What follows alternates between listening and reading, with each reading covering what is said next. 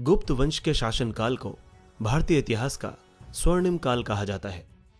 गुप्त वंश का प्रारंभ 240 ईस्वी में पहले शासक श्री गुप्त से हुआ। इस वंश के अंतिम शासक बुद्धगुप्त ने 495 ईस्वी तक राज किया। इस वंश के उत्तराधिकारी 7वीं सदी तक राज करते रहे, परंतु पूर्णतया सीमित और शक्तिहीन रहे। इस वंश में चंद्रगुप्त प्रथम, समुद्रगुप्त, चंद्रगुप्त विक्रमादित्य एवं स्कंदगुप्त जैसे प्रतापी सम्राट हुए। इस वंश का शासक समुद्रगुप्त एक महान वीर हुआ, जिसने अपनी तलवार से सारे गुप्त साम्राज्य का विस्तार किया। इसका परिचय हमें प्रयाग प्रशस्ति के शिलालेख में मिलता है। चंद्रगुप्त विक्रमादित्य एक महान सम्राट था, जिसके काल में भारत में विद्या, शिक्षा, संस्कृति, विज्ञान, कला एवं निर्माण कला में अभूतपूर्व प्रगति हुई।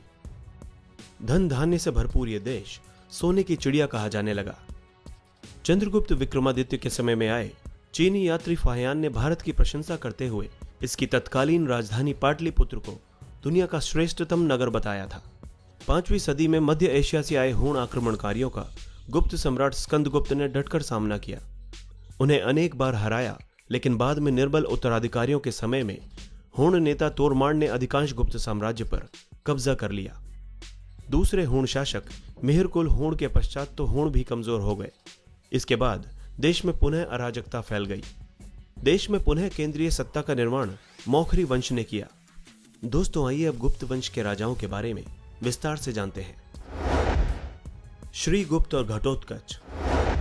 जैसा कि हमने आपको बताया कि गुप्त साम्राज्य की नींव श्रीगुप्त ने 240 ईस्वी में रखी थी। श्रीगुप्त ने 40 वर्ष तक शासन किया और उसके बाद उसका पुत्र घटोत्कच 280 ईस्वी में गुप्त साम्राज्य के तख्त पर बैठा। प्राचीन लेखों में श्रीगुप्त और उसके पुत्र घटोत्कच को महाराजा की उपाधि दी गई थी, लेकिन चंद्रगुप्त प्रथम को राजाधिराज की उपाधि से नवाजा गया, जिसका अर्थ था राजाओं का भी राजा। 4वीं सदी की शुरुआत में गुप्त वंश ने मगध के एक छोटे से हिंदू राज्य और वर्तमान बिहार से अपने शासन की शुरुआत की थी। चंद्रगुप्त प्रथम। गुप्त सम्राट घटोत्कच ने अपने पुत्र चंद्रगुप्त प्रथम को 320 ईस्वी में अपना उत्तराधिकारी घोषित किया। चंद्रगुप्त ने एक संधि के कारण मगध की एक मुख्य शक्ति लिच्छावी की राजकुमारी कुमार देवी से विवाह किया। दहेज में मगध साम्राज्य पाकर और नेपाल के लिच्छावियों के साथ मिलकर चंद्रगुप्त ने अपने साम्राज्य का विस्तार करना शुरू किया। इस तरह उसने मगध, प्रयाग और साकेत के काफी हिस्सों को अपने कब्जे में ले लिया। अब उसने अपना शासन 321 ईस्वी में गंगा नदी से लेकर प्रयाग तक बढ़ा दिया था। उसे महाराजाधिराज की उपाधि दी गई थी और उसने अनेक विवाह संधियों से अपने साम्राज्य का विस्तार किया। समुद्रगुप्त। 335 ईस्वी में अपने पिता चंद्रगुप्त प्रथम के राज को समुद्रगुप्त ने आगे बढ़ाया और अपनी मौत तक लगभग 45 वर्षों तक शासन किया। उसने शुरुआत में ही अहिचात्र और पद्मावती साम्राज्य को अपने शासन में मिला लिया था। इसके बाद उसने सभी आदिवासी इलाकों मालवा, यौधेय, अर्जुनायन, मदुरा और अभिरा पर आक्रमण कर दिया। 380 में अपनी मौत से पहले समुद्रगुप्त ने 20 से भी ज्यादा गणराज्यों को अपने शासन में मिला लिया था। अब उसका शासन हिमालय से लेकर नर्मदा नदी तक फैल गया था। विदेशी इतिहासकार उसे भारतीय नेपोलियन मानते थे। समुद्रगुप्त ने अश्वमेघ यज्ञ किया था, जिसमें वो पड़ोसी राज्यों में एक घोड़े के साथ सेना को युद्ध के लिए ललकारता था। अगर पड़ोसी राज्य उसके साथ मिलने को राजी नहीं होता तो उनको युद्ध करना पड़ता था। समुद्रगुप्त न केवल एक अच्छा योद्धा था, बल्कि कला और साहित्य प्रेमी भी था। उसने वर्तमान कश्मीर और अफगानिस्तान के इलाकों पर भी विजय प्राप्त की थी। रामगुप्त। रामगुप्त के बारे में इतिहास में मतभेद है, लेकिन ज्यादातर इतिहासकारों का मानना है कि रामगुप्त समुद्रगुप्त का ज्येष्ठ पुत्र था। ज्येष्ठ पुत्र होने के कारण ही उसे गुप्त साम्राज्य का पदभार सौंपा गया। शासन में योग्य न होने के कारण उसे सिंहासन से उतार दिया गया और उसके बाद चंद्रगुप्त द्वितीय ने सत्ता संभाली। चंद्रगुप्त विक्रमादित्य।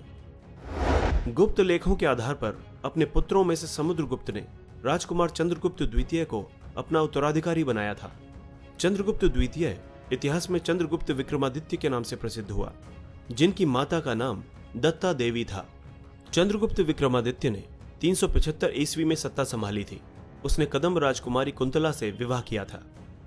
चंद्रगुप्त विक्रमादित्य ने अपने साम्राज्य का विस्तार करते हुए मालवा, गुजरात और सौराष्ट्र के क्षेत्रों को पराजित कर दिया था। उसने 395 ईस्वी में अपने मुख्य शत्रु रुद्रसिन्हा तृतीय को पराजित किया और बंगाल पर अपना आधिपत्य स्थापित कर लिया। चंद्रगुप्त द्वितीय का साम्राज्य युद्धों से ज्यादा हिंदू संस्कृति, कला और विज्ञान के विकास के लिए जाना जाता है। गुप्त काल की कला के शानदार नमूने आपको देवगढ़ के दशावतार मंदिर में देखने को मिलते हैं। अपने काल में चंद्रगुप्त ने बुद्ध और जैन धर्म का भी प्रचार किया, जिसके कारण उसके शासनकाल में बुद्ध कला का काफी विकास हुआ। चंद्रगुप्त विक्रमादित्य के शासनकाल के बारे में विस्तृत जानकारी चीनी यात्री फाहियान ने अपने लेखों में लिखी थी।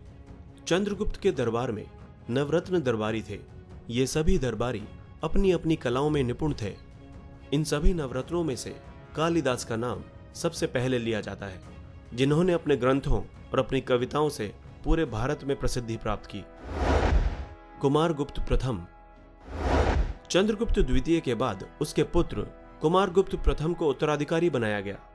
कुमारगुप्त प्रथम की माता का नाम महादेवी ध्रुव स्वामिनी था। कुमारगुप्त को महेंद्रादित्य की उपाधि से सम्मानित किया गया था। उसने 455 ईस्वी तक राज किया था।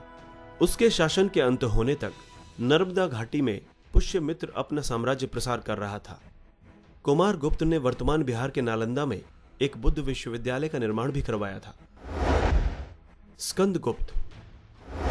कुमारगुप्त प्रथम के पुत्र स्कंदगुप्त प्रथम को महान गुप्त साम्राज्य का अंतिम शासक माना जाता है। उसको विक्रमादित्य और कर्मादित्य की उपाधियों से नवाजा गया था। उसने पुष्यमित्र को तो पराजित कर दिया, लेकिन बाद में उसका सामना श्वेत हूणों से हुआ। श्वेत हूणों का स्कंदगुप्त ने डटकर सामना किया और उन्हें एक हद तक रोके रखा, लेकिन हूणों के साथ युद्ध में उसका काफी धन और सेना बर्बाद हो गई थी। 467 ईस्वी में स्कंदगुप्त की मृत्यु हो गई और उसके गोत्र भाई पुरुगुप्त ने सत्ता संभाली। गुप्त साम्राज्य का पतन। स्कंदगुप्त की मौत के पश्चात साफ तौर पर गुप्त साम्राज्य का अंत हो चुका था। इसके बाद कुछ वर्षों तक पुरुगुप्त, बुद्धगुप्त, नरसिंहगुप्त, कुमारगुप्त तृतीय और विष्णुगुप्त ने शासन किया। 480 ईस्वी में श्वेत हूणों ने गुप्त साम्राज्य की कमर तोड़ दी थी और 550 ईस्वी में पूरी तरह से उत्तर पश्चिम के इलाकों पर कब्जा कर लिया, जिसके बाद गुप्त साम्राज्य का हमेशा के लिए पतन हो गया।